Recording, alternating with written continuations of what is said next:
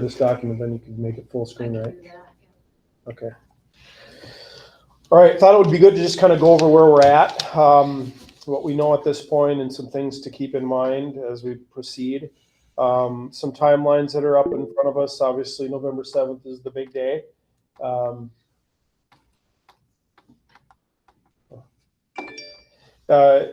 There's a Vote Yes meeting coming up on August 24th. That's being organized by Ed, Minnesota. And so that's in process, and it's at 5 o'clock. The place is to be determined. And if one or a couple of you wanted to attend that, certainly be within your rights to do that.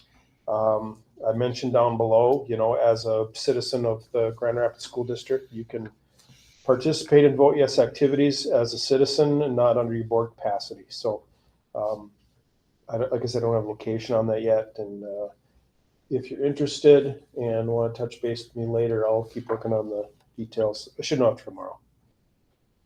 Do we know that we have volunteers for that? There are a number of people already attending that for sure. Okay. And so at this point, in talking with Todd, getting some ideas about, the kind of some other non-staff people to add to that. So it's shaping up. Good, thank you. Yep. I could offer a suggestion. I think it's important, Mark, that you be there as board chair On the 24th. on the 24th. Are you available, Mark? I hope so. Okay. I'll for sure get you the place. On the 25th, there's a deadline that we have. We're meeting with county officials, or Austin and Carolyn from the county on Wednesday. Talk about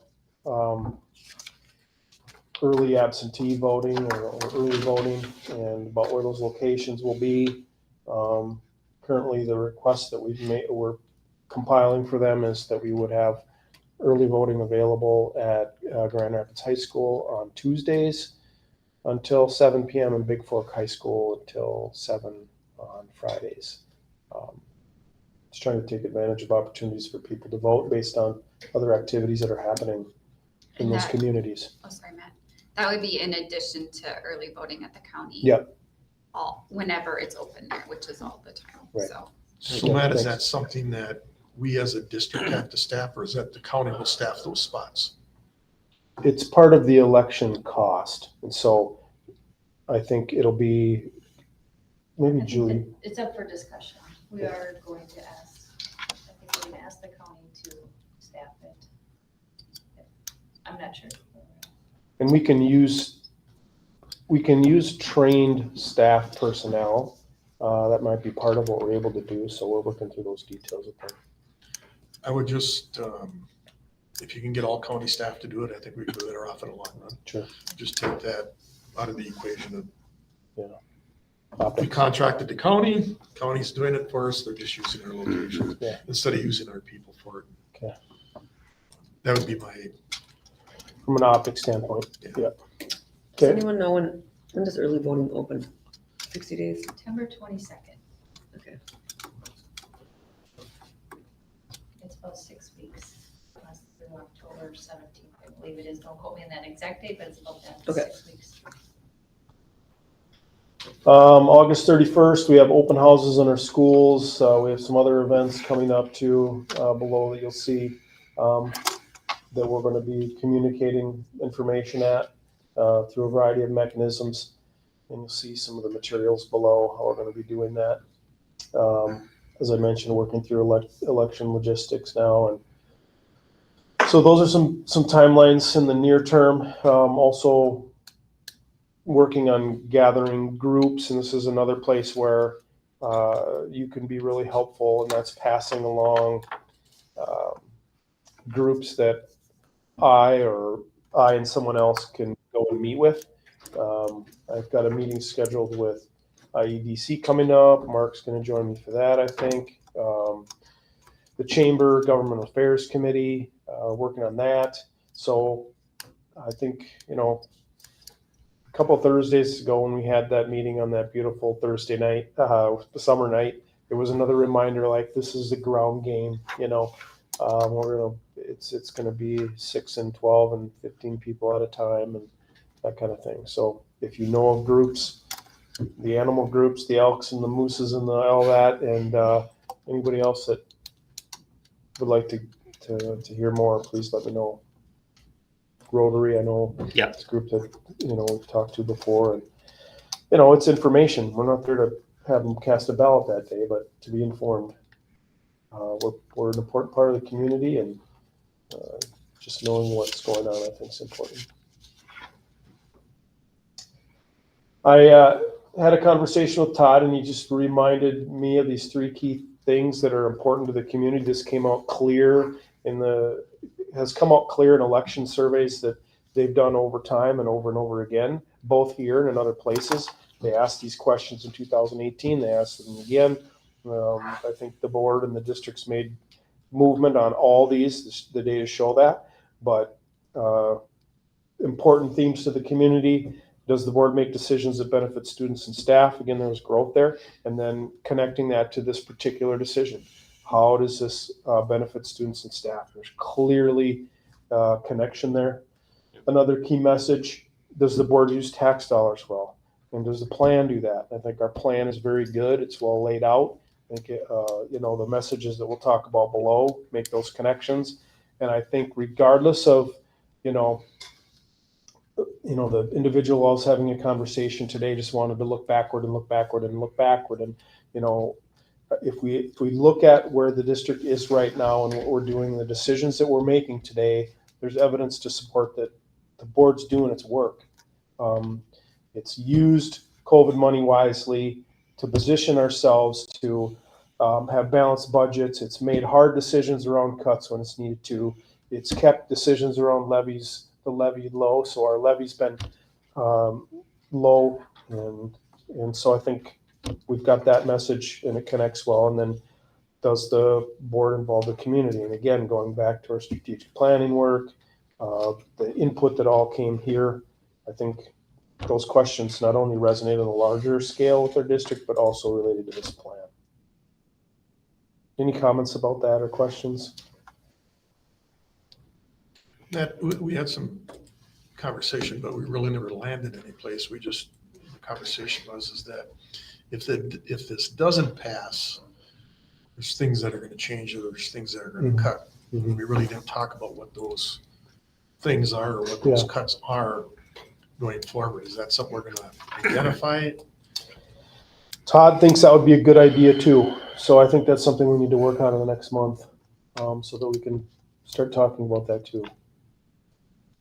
Twofold, again, for me is one, I think the community needs to know that. And 2, if it doesn't pass, that reality needs to sit in to help us set ourselves up for the next run at it going forward.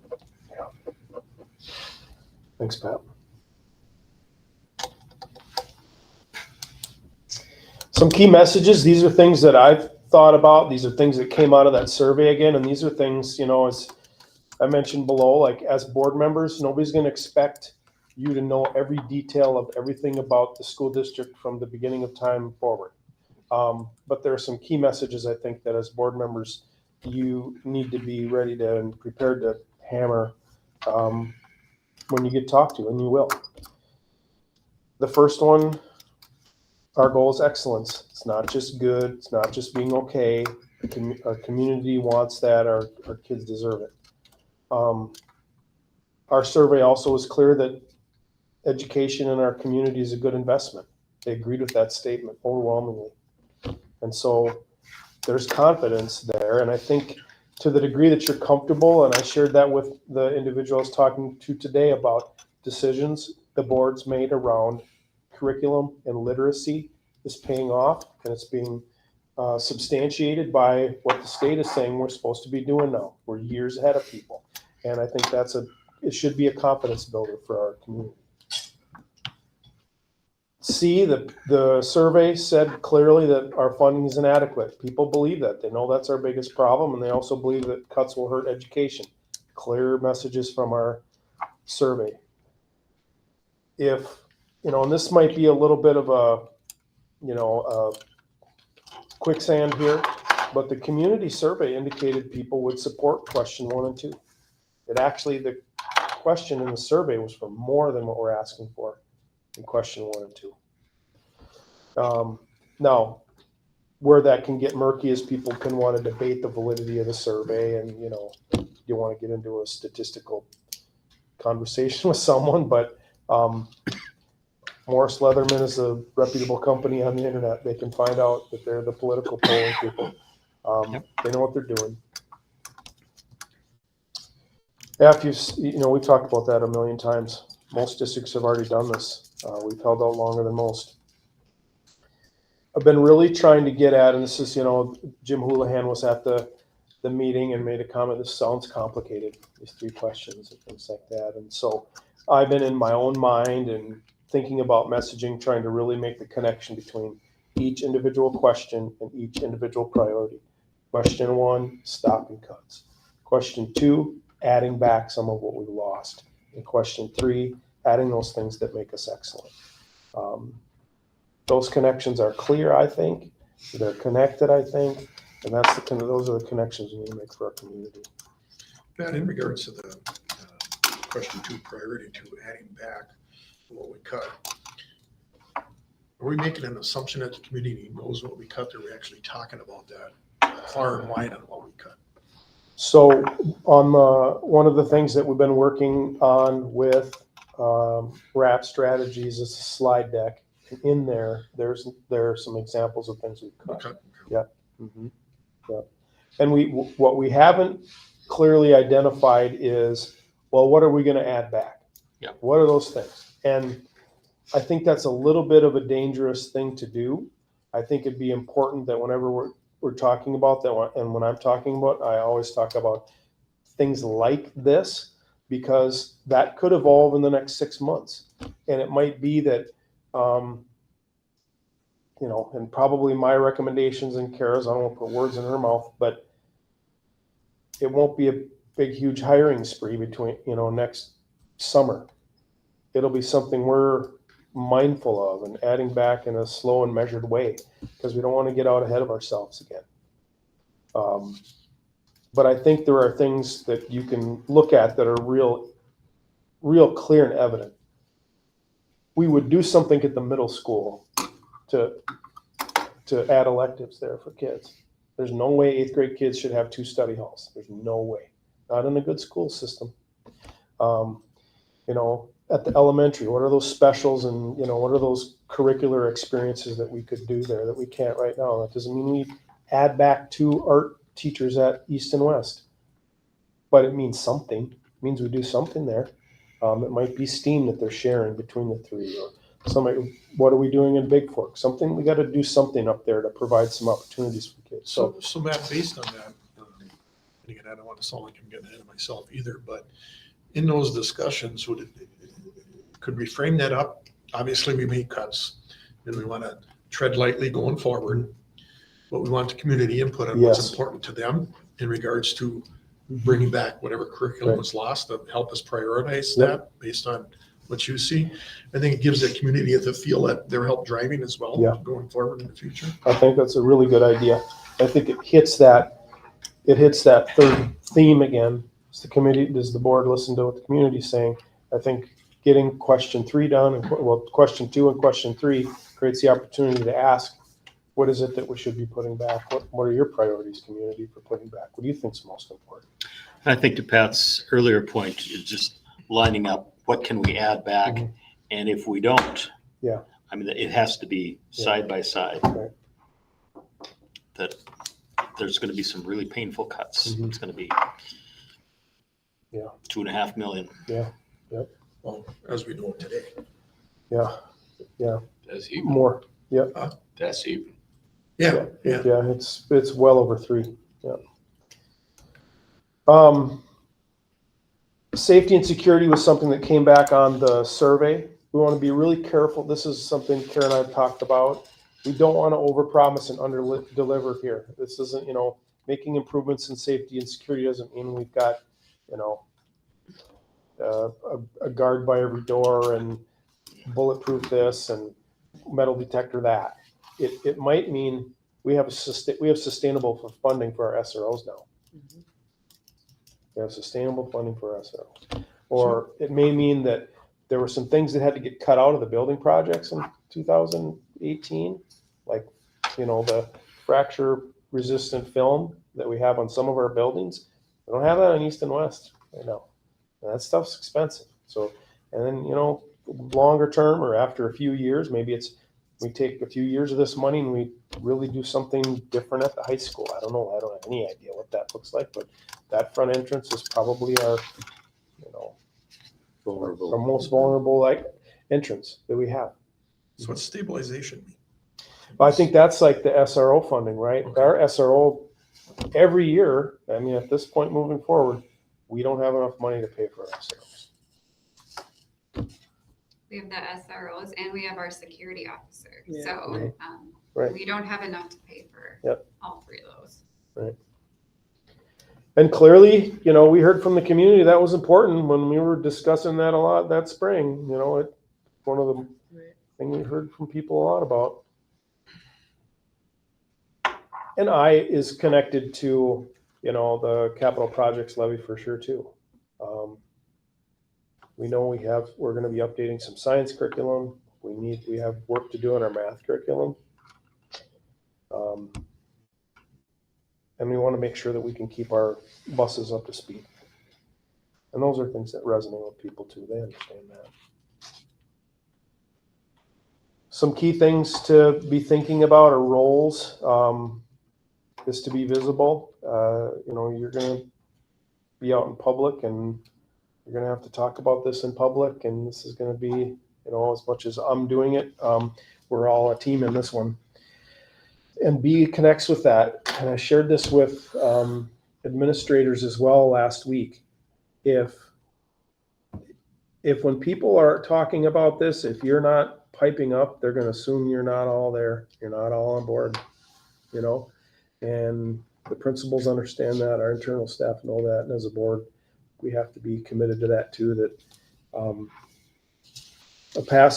there's no such thing as a passive advocate when it comes to this. I mentioned C, just being prepared to answer those questions. And if you have questions that you're not sure about, forward people to me. The website is VR318.org. it's up and it's kind of evolving on the daily. And so you can encourage people to take a look there. Matt, what kind of line do we have as a board member? Todd was cautioning us earlier. Yep. I don't want any of us to cross a line Yeah. and get us all in trouble. In your capacity as a board member, your only role can be to inform. So Yep. information is, Information only. Yep. And so all the things we've talked about really so far is information.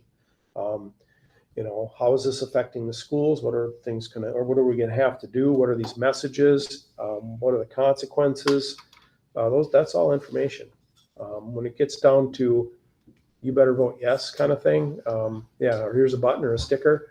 No, calling, in your official capacity as a board member. Now, again, after, at 8:00 on Tuesday night, you can act as a community citizen and do that. But people need to understand that you're acting in your role as a citizen of 318, not a board member at that point. It's tricky. thank you, that helps me. Yeah. Good.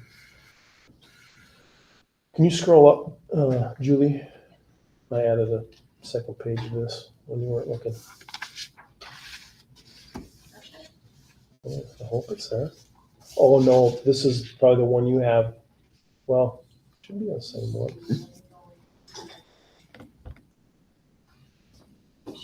Should be the same one. Did you put it in the folder? It should be the same one. That's weird. Then I can. All right, then I'll just. Oh, yeah, that's where it is. Okay, yeah. Well, you got me all confused. All right. Yeah, number 5 there. Okay, so what's happening right now? We have standing meetings every week with our partners at RAP. we're going over messaging. There's tight turnarounds. What do you think of this? What do you think of that? We've spent some time going over what tools are available to us for communicating with our community. They've been working on some informational slide decks for us. I mentioned that microsite. They're packaging social media for us too, for Melanie to push out. Again, information only. This is what it's doing. This is the tax impact, that kind of thing. And within, Ellers is working on that tax impact stuff. So that'll be on that microsite soon. So a lot of vehicles there. As far as, traditional communication mechanisms, assembling the data and reporting that we need. Again, Ellers is putting together the comparison information, that tax calculator where people will enter their parcel number, their address, maybe, I don't remember how they do it, and then it'll pop up exactly what the impact would be for them. We have a lot of opportunities this fall that are coming up. Fill the Hills coming up, and trying to have a presence in each of those spots. I mentioned the open houses. Again, we're not saying here's your I voted yes sticker. It's just here's what's happening. Here's the information you need, and our partners are putting together materials that we can use to hand out to people, whether it's small or a full piece of paper that has information on and where they can get more. And we're constantly trying to think about what are those other opportunities that exist out there to get information out. Matt, question in regards to the tax calculator, and I'm sure it probably isn't what I'm asking anyway, and I'm going back to the elementary referendum. Maybe you recall this, Mindy's farmland and forestry land, and I don't remember if there was a special calculator for that, but I know that got to be a question that was asked, and the primarily came from the Ryla family because all the land that they owned, and is it tax different than everybody else? Will that tax calculator be able to figure that in? Ask Greg Crow about it because he did that for us last time for that. Sure. They do have our 3 questions and the tax impacts. So they are setting this up for us, knowing what our questions are going to be. So I'm assuming, but I will follow up, that it will say if you have, timberland or farmland, part of it's only going to be taxed at this amount. Another part will be taxed at this amount. As well as rec properties. That's right. Right. Yeah. That's right. You can see some of the materials that are coming as well. Again, the small handout, postcard size, posters. Some of this are things that we're making. And again, we can do this. We can spend money on these things as long as it's just informational. It's not advocacy. Are we doing a mailing? I think there will be a targeted one, either here or for sure the Vote Yes committee, I think, will be doing one. Okay, yeah. Oh, gotcha. Because that was one of the things that they focused on, so that people still want in the mail. Yeah. Yeah, we're kind of a unique, I don't know if it's a region or community, but they want things in their fingers. Yep. I think I mentioned, the email went out 2 Thursdays ago, the Thursday of the week that the board took action, and people are talking. I think you see that out in the community too. People are becoming more and more aware, and people are talking, and I think that's good. More and more, it's just so clear to me that this is about getting, who is educated on what's happening and their propensity to be a voter. So I think that's the key. I think that the key to being successful is ensuring that our supporters show up. And then I mentioned we're working on the actual details of the election. I think Julie's going to be talking, and maybe Julie and Kara talk, Peter Martin tomorrow, who's our bond attorney, and worked on the election resolution that you passed already to make sure we're all squared away there. We're going to try to get Ed Minnesota database for phone calls, or planning on phone calls? Yep. So we that's underway. We got them the data they needed in order to access the voter file that they have, and so Jim,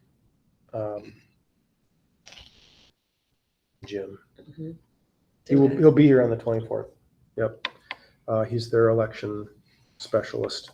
So he's kind of in the driver's seat when it comes to that stuff.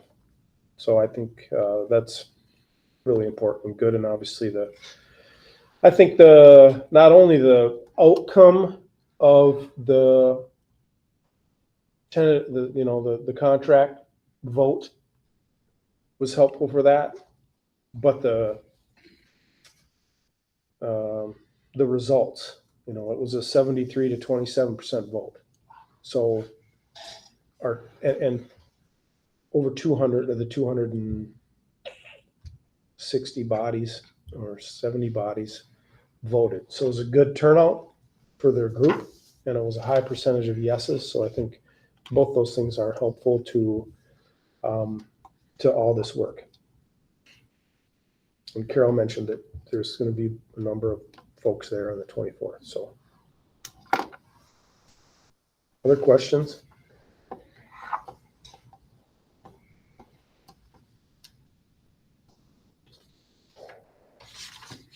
Okay.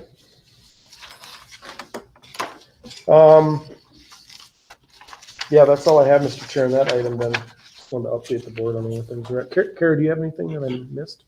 No, I'm really excited by the community's interaction with us on this, and lots of good questions. And even though the attendance was less than we hoped on Thursday, the questions were good, and people just feel free to throw anything out there. And most are very supportive, so it's really energizing to see that.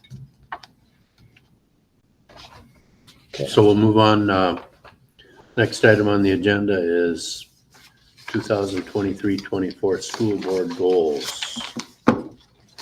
Can you, in the same document, or the same folder, yeah. Okay.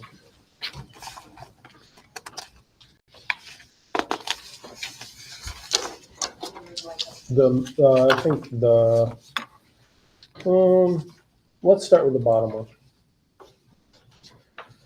So these are the goals that we were working on last year. The green ones are ones that we completed. The yellow ones are still in process. Our operational plan is probably 95% ready, and so we'll be finishing that up here soon, and that'll come to you for approval. In the second one, the admin building is currently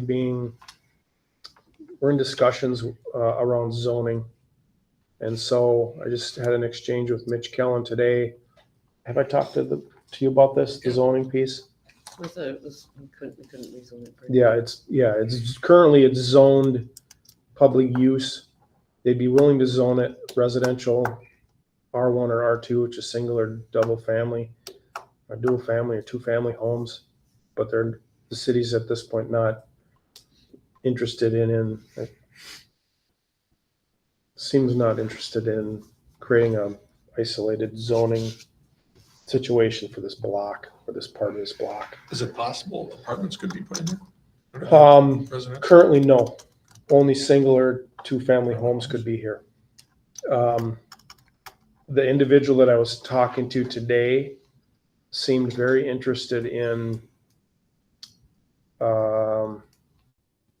advocating on behalf of the taxpayers with the city to consider a different zoning approach.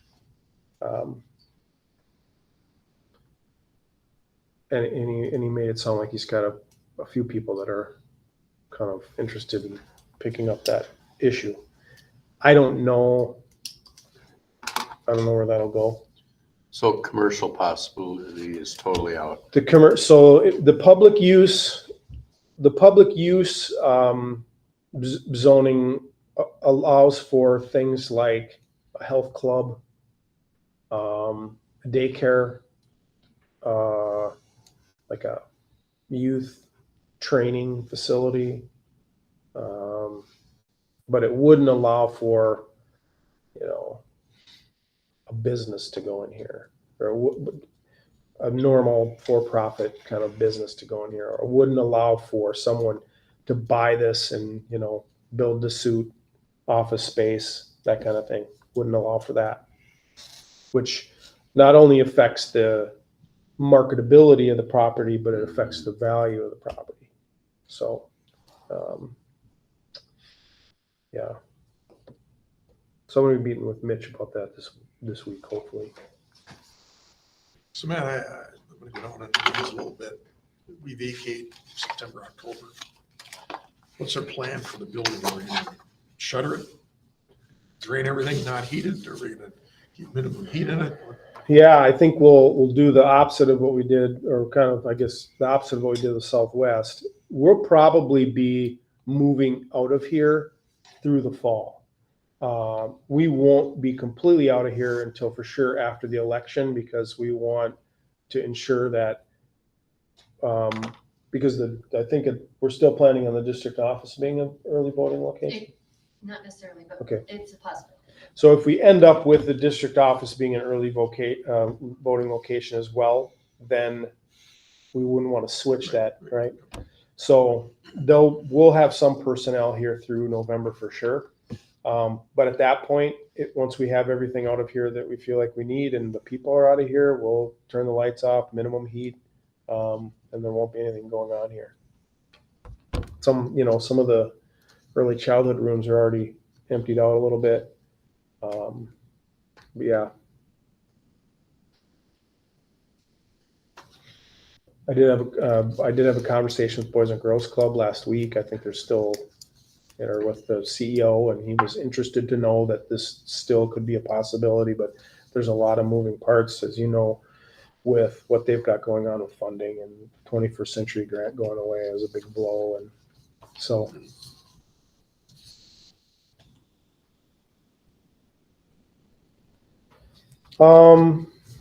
But this would have to be rezoned for Boys and Girls Club to be here. that would qualify for public use. Yeah. Okay. So that would kind of a youth Right. center would still be okay. Okay. Mhm. You know, I'm gonna make this comment, and you heard me say it at the Murphy. I mean, the longer this goes, the more of a liability it is for us. And if we can get rid of it for a buck, Mhm. we're money ahead, Mhm. right? It's off our ledger, the heat, the lights and maintenance and all that stuff aspect of it. So I'm not saying that's what. Was we that should an do. offer? Well, you know what I'm saying? Because we're just dumping money, Mhm. whether it's minimal money or not, we're just still dumping money in something that. Mhm. And I think, it's similar to what we ran into with Murphy, right? And, the individual today had some questions about that, and I think was kind of critical of that. But there's the reality of our operational costs for Murphy where I think we're $100,000 a year. And old school buildings are not easy to move. And so I think moving this building along as soon as we could is a good idea. Number 3, we had a lot of I'm just hitting the yellow. I should probably talk about all the things we got done, because we got all these things done. But it's yellow. I don't know that there's any outstanding outcome that I could point to that I could say, well, this is creating an operational efficiency here, or enhanced opportunity as an outcome of collaboration. I think we're still in the process of setting the table for some of that. I've got a meeting Friday. Our work groups continue to meet. I think we've had one mentoring meeting so far. We've had 2 meetings around the Bell schedule collaboratively with IASC. So those things are in the works, but in terms of evidence, I couldn't point to a piece of evidence that said this is here and it's saving us money,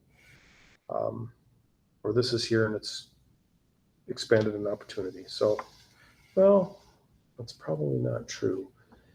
I think because of our work with IASC, our teacher career pathway will be better than it was before.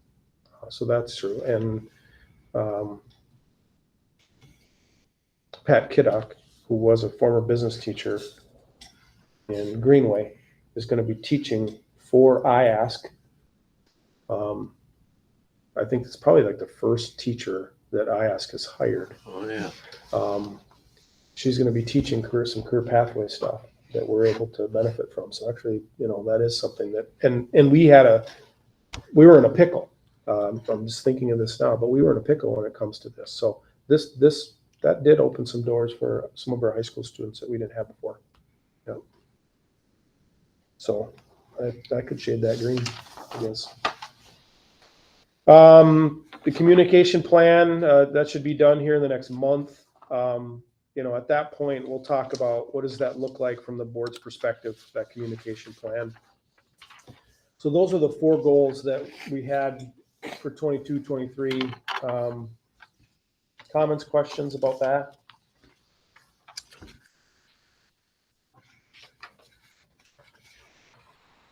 Before we get into some ideas that I put together for 23, 24, this is just discussion. You'll adopt these goals at a future meeting. So they were just things that I thought about, put down. If you want to grab the sheet that's got the colorful kind of look to it. These are our strategic directions, the gray. And I got to tell you, the more that I spend time thinking about these 6 things, the more I really believe if we were doing these 6 things well, we'd really be just knocking it out of the park for the community. So I think we've landed in the right place. The green is sort of like the why for the strategic direction. Why are we talking about that? Is that red? Salmon, I don't know. It sort of describes what it looks like when we're doing it. How would you know if we were doing it? That's kind of like what it looks for. And then in the blue are the goals that we've to date set. And so when I talk about this being 95% done, we're still in the process of tweaking these goals. But at this point, this is where we're looking with these 6 items. So equitable access, getting some baseline data in those areas around where we're at with equity plans there. And then 4, raising student achievement. That has to be a part of what we talk about. Goals 1, 2, and 3 in the culture piece. What do we know about how kids are doing? How do we know about staff are doing? And are we equipped to do that? Evidence-based practices. How are we supporting our teaching and learning model? And we dialed in. I used a metaphor with our administrators because what we know about change is that people having a mental model of things is really important, like a visual framework, right?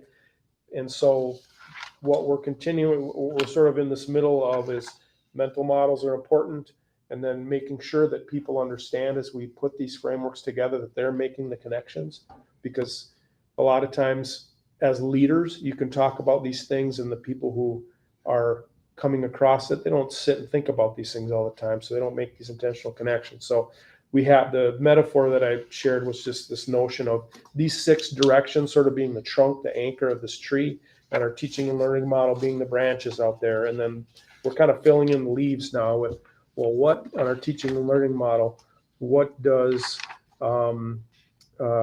data-informed learning look like, or data to informed learning look like? And we're going to be digging into that hardcore this year. What does environment for learning really look like? So those are the leaves on that tree. Goal 2, again, getting in our buildings, getting in our classrooms to see what we're doing, making sure we're following through, communicating expectations around literacy. And so part of what we're going to be talking to district staff tomorrow, or teaching staff along with principals tomorrow is, now that we've established what we are doing, how do we move away from what we're not doing in literacy? And you can see the other goals there around curriculum and grading and behavior. I think I've probably shared this with you in some form before, so sorry if it's kind of redundant.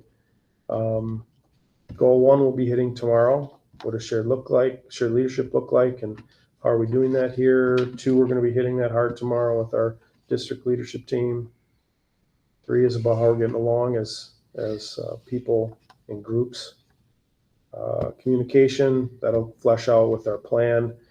And one of the key items there is 2, how do we get information from parents about what they want to know, how they want to find out those things, and how do we work with our employees to come up with realistic expectations there.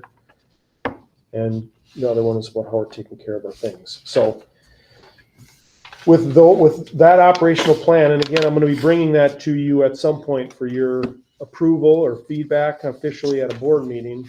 But I wanted to just propose some things to start the discussion, and I added one actually since you got your packet. I added it, slipped the new number 2 in. So we'll I see the number is off. But the first one that I thought would be important is that we get this operational plan finalized and approved, really. And I also listed on this document what strategic directions is it would apply to, and obviously that one applies to all those. And then sharing that out with you at board meetings, obviously. The second one, I talked to Ryan, and we both felt it was really important that we talk about student achievement in our goals, because that's why we're here, right? So we're going to be proposing tomorrow to our district leadership teams, and that's the building teams from all of our buildings in one place, that our district goal for next year is 6% improvement in each of these areas, district-wide. And they're also going to be starting the process tomorrow of pulling this apart and looking at this building by building. What are their individual building goals? Because there might be some buildings where it's like, our math score should go up 10% next year. And there might be some buildings where they might be like, probably 4 is going to be what we're reasonably able to do, but district-wide, 6%. Is that doable, Matt? Yes. Yep, it is. And, for a number of reasons. One is the things that we've been working on with literacy. We've started to see early gains there as a result of the work in K1 and 2. So, and the more fidelity we create, the more improvement we'll make. In science, we'll have new curriculum in elementary. That should have a significant effect on how our kids in the elementary are doing in science. Our middle school science is struggling, so that's going to require some work in our early outs by our science team. Math is probably the place where we're going to have a real frank conversation just about and leverage how we're using data.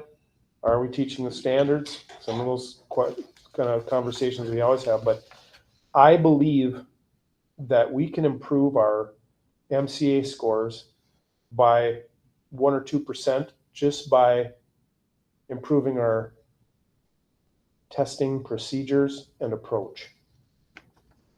So, for example, we have the ability, if we want, to say,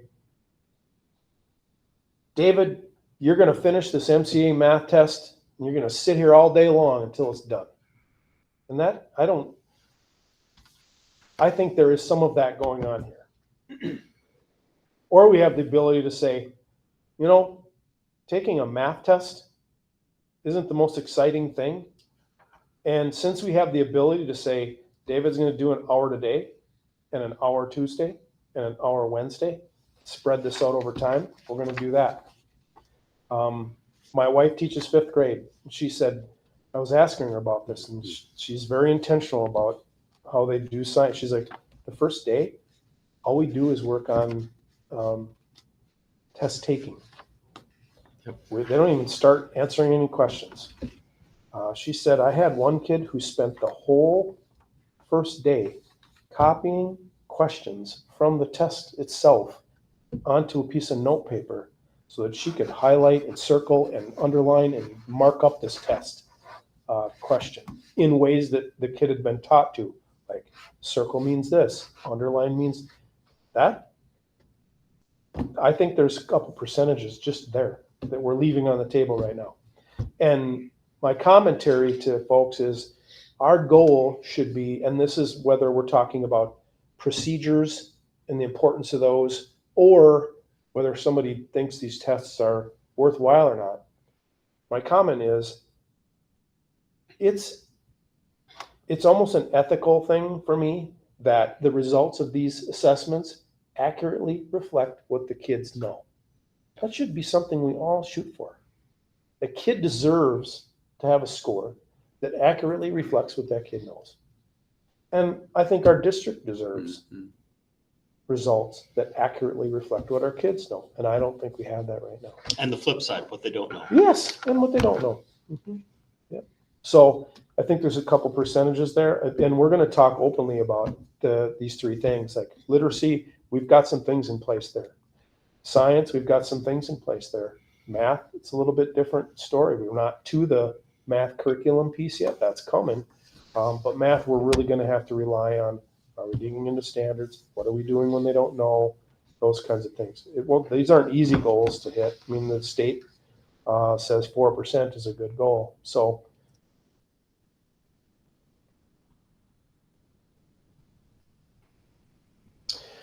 our strategic direction, obviously equitable access, representation, and outcomes, we'll know in the spring. My third suggestion was around, the work we're doing to stabilize finances and what that looks like this fall and, God forbid, next spring. 4 and 5 are really about supporting implementation of some things that we've already put in place. You've already, as a board, sort of, established as priorities: science of reading and MTSS. And, it was really good. I wasn't able to get down there last week, but I heard from a number of you that you heard that we're on the right track there. And so that's good. Let's see, 6 and 7. Continuing to keep our eye on collaborative partnerships. I think there's the potential for some opportunities there. I know there is. How deep those go, I think, will continue to play itself out a little bit. I know, like I said, I know we have meetings coming up this next fall or this fall around a few of the things that were identified by our working group. But I also think there's the potential for some staffing sharing there. One of the things, and Kara could speak more to this, there may be an opportunity at some point to engage with ISD business operations to provide some more structure and support there. And that could also help us with our own staffing and scaling a little bit. And 7, since we're not completely done with that communication plan, I want to keep that on the forefront here. So those are ideas I had for you. And if you have other ones, I'd love to hear more about that. If you want me to flesh some of this out, I'm open to whatever, but I just didn't want to start with a blank sheet of paper and say, what do you think? Discussion. I'm good. And, I think this is incredible work. Thank you. It's very thorough. It's all directions that we've thought about, talked about, and need to move in.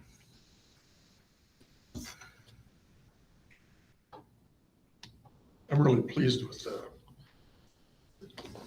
the 6%. We're showing something that's our goal. I've asked that question many times in the past: is what are we satisfied with? I mean, we're looking at 10%, we're looking at 5%, whatever we're shooting for. So I appreciate the 6%. I ask, is that realistic? You believe it is, and I'm good with that. Something I'm excited about, and Ryan has been here longer than me. He said for the first time, I think we will have alignment between and a thread, maybe is a good way to say it, a thread that runs all the way from the board all the way into the classroom around goals. And so you'll, if this moves forward like this, have some specific goals about student achievement that are not only in our operational plan, but are in your goals. The buildings will be meeting tomorrow to set goals. And, I know that's happened in the past, but what we're talking specifically about tomorrow is the how. And how does that follow through happen? And do we have structures in place to do that? And I feel like more and more we do. I've asked all the principals to set student achievement goals that line up with what they're talking about. So the principals are going to be bringing this forward. So it's just reinforcing this notion that we all have to be, rowing the boat the same. So Matt, putting the referendum aside, where we're sitting at today, do we have the resources here to accomplish what we need to accomplish? And when I'm talking about resources, I'm talking about the dollars and cents, people, et cetera, make sure that these are attainable. They'll be way harder even right now than they would have been a year ago. And so one of the, we could significantly enhance our MTSS work and interventions work if we had more resources to put into it. We were approved for a grant bigger than we asked for. We could have had more interventionists, teachers, and paraprofessionals than we are budgeting for this year. So, and to me, those folks are a key lever in the work.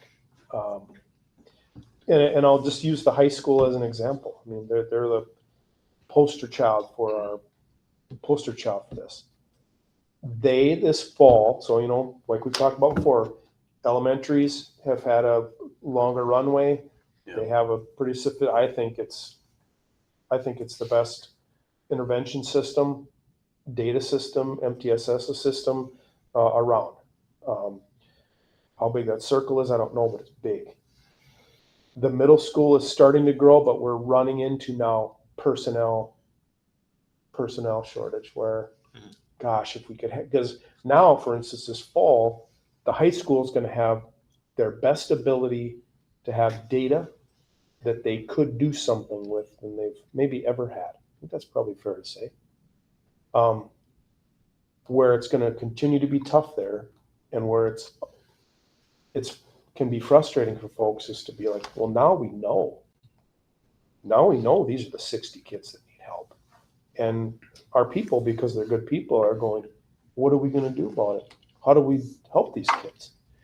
And we don't have the support we need, the people we need to plug in. Now, some of that has to do with people that are there stepping up and stepping in. But that only works to a particular degree, right? At the elementary, we have, these intervention systems and these little extra supports, and that would be way easier to do, probably way more effective if we had more personnel than we have. I hope the communication related to this point is the communication can go out that as a board, we definitely support buildings. We definitely support the staff and understand that they are working on a really tough task, and we're there to the extent that we possibly can be. Yeah, we'll do. So not that I like grants. Is there anything available out there to bridge us, if you will? Obviously, again, we know the referendum needs to pass, but is there anything that we know that we could apply for that would help us? I'm not aware of anything right now, but that doesn't mean that we can't beat the bushes some more on that.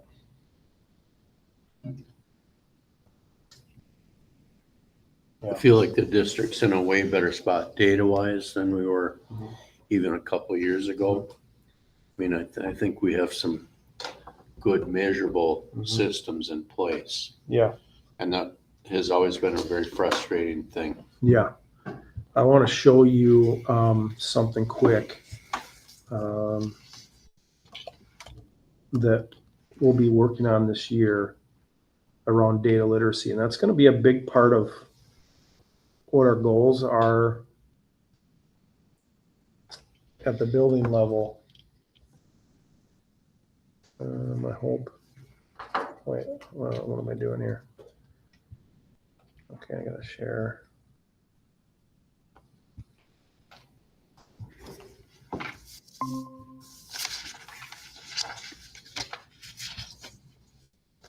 All right, let's see if I can find the slide here quick. This is what we did with the principals last week. Okay. Okay, that's not working. I didn't think of sharing this with you until right now, so this might crash and burn.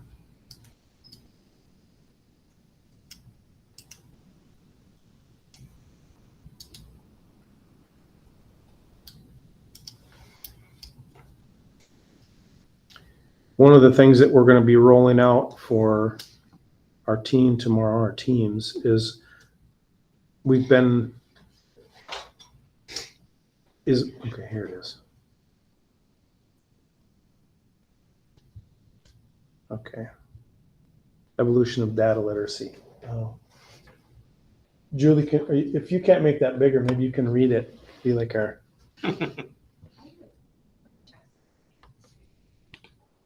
All right. But yes, I can read it. Okay. The data center is, I gave the test and sent in the results. Data collector, I'll add these results to my data files. Data reader, wow, my kids didn't do very well on this. Data learner, I need to figure out why my kids didn't do so hot. Data responder, many kids didn't get this concept. I need to try a new strategy. And data researcher is, I'm going to try the strategy, then monitor and adjust to see if I get better results. So that's the continuum that we're embarking on here. I think there's a lot of people in a lot of places that just they're stuck in that data center thing. It's like, okay, here's my data. But we need to move folks along the continuum here where we're really researching. We're acting like researchers in the classroom. This strategy worked. This strategy didn't work. I'm going to learn and adapt and adjust and get better. So that's the goal. That'll be a big goal for our year. The other thing along with that that we haven't really ever done, we are structuring our early outs more, I don't want to say prescriptive because that's not the right word. We're creating a greater structure for what happens in early outs for a lot of reasons. One is we know we need continuity across the district. If building A is doing one thing, we need to know building B is doing it too, for a lot of reasons, outcomes, and also, the watching each other's bobber kind of a thing. I want to open the link here. Sorry, this isn't really, okay, I'll do it here. Here we go. All right, I need to share this tab instead. So what we've created, and I will take no credit for this. I just will zero. So this is a lot of the blood, sweat, and tears of Ryan, Jen Shadeen, and Anna.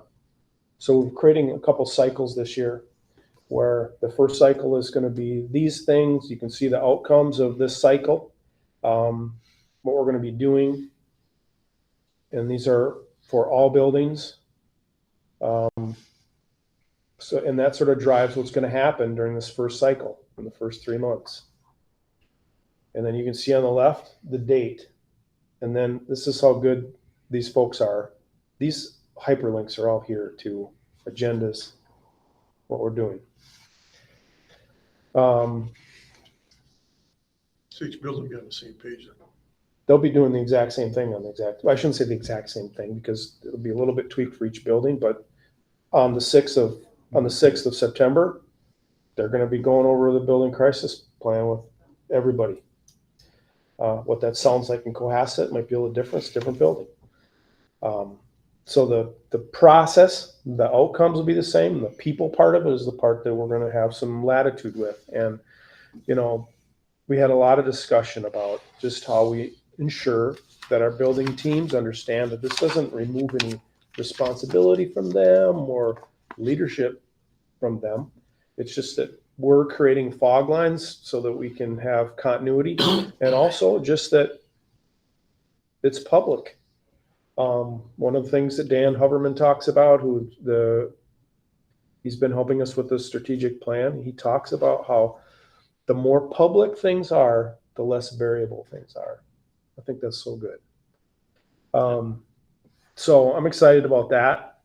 You can see I'm really proud of this and it'll take a little bit of getting used to.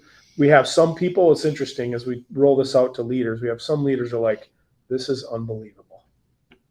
Thank you so much. And then we have some that are just like, this is so overwhelming, and it's just how people process, right?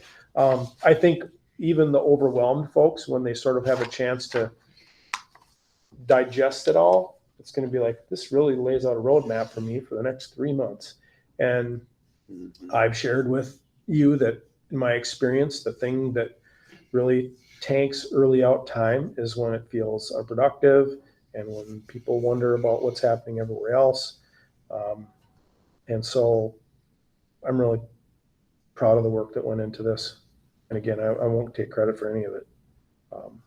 This is really about Ryan and Jen and Anna. Well, certainly, I'm making an assumption. It certainly brings more structure to the PLCs than what it felt like in the Yep. past. For sure.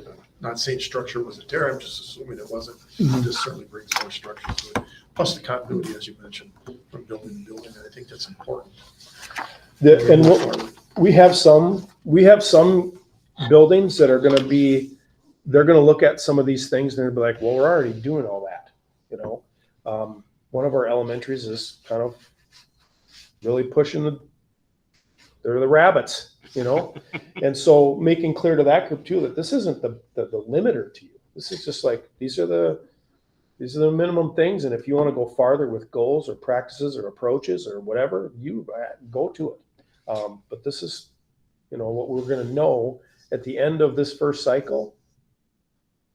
All of our staff should know and be able to do these things. And a lot of it, this first cycle, is about data, ensuring that we've got our screening tight, that we've got our ability to report on. Because if we don't have good screening and if we don't have good data, it's like going to the doctor. If you don't have good blood work, You got nothing. you got nothing. It's just a guessing game. So how do we ensure that we're moving along that data, progression, data user kind of thing towards the researcher? So, yeah, I think this is great progress, and what I'm going to be sharing with the team tomorrow is, we can think about progress as this beautiful linear line, and it's not that at all. This is gonna break. We're gonna get into this list, and this part didn't work, and we're gonna up and down. And we're gonna be making progress up and to the right, but it's not a perfect linear line. It's gonna be a couple steps back and 4 forward, and a couple, so that's what progress looks like. Great leadership on this. In science, we would say not gradualism, punctuated Punctuated equilibrium. equilibrium, right on. Yep. I'm actually going to be sharing. You'll have to humor me for a second. Sorry.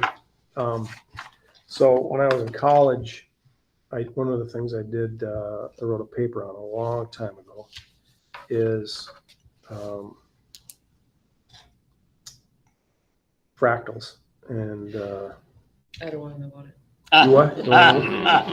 It's very interesting. It's like the intersection of art and math in a really cool way. So Mendelbrot. yeah, yes, very good. So this is oh shoot, here I go. Okay, hang on, I can do this. There we go.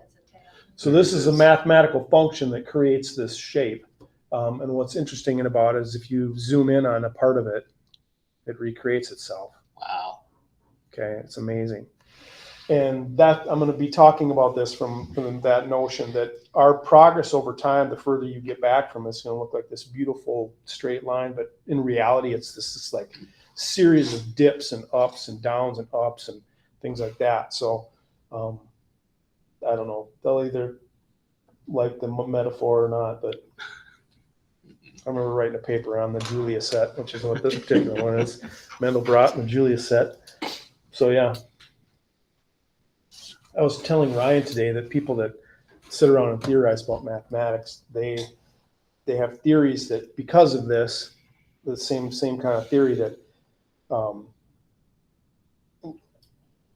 like the shoreline is infinitely long, because the more you zoom in on it, the more little ins and outs. So the shoreline's infinite. Even Ryan's brain is like, you got an infinite shoreline on Prairie Lake, Ryan. It only looks like 200 feet, but zoom in further and it's even more than 200 feet. just need a It's gonna be smaller taxable. measuring tool, you know? The Mississippi. Tomorrow, tell them we're gonna tax more on that 200. Yeah, yeah. Maybe that could be our strategy. I don't know. Yeah, the Mississippi. Yeah. You're Anyway. actually getting a break. Sorry. Yeah. Yeah. All the others. Yeah, you're getting a tax break. That's right. All right. So sorry. Thanks for humoring me with that. Yeah. So if you have other thoughts about the goals between now and when we bring this forward for approval, I mean, if we're ready for next week, we'll put it out there for next week. Is it next week, Julie? Yeah, next week, the Okay. 21st. We'll bring it back then. So yeah. It's great. Looks good. Okay. No other business. Okay. Meeting's adjourned. All right. All right. I just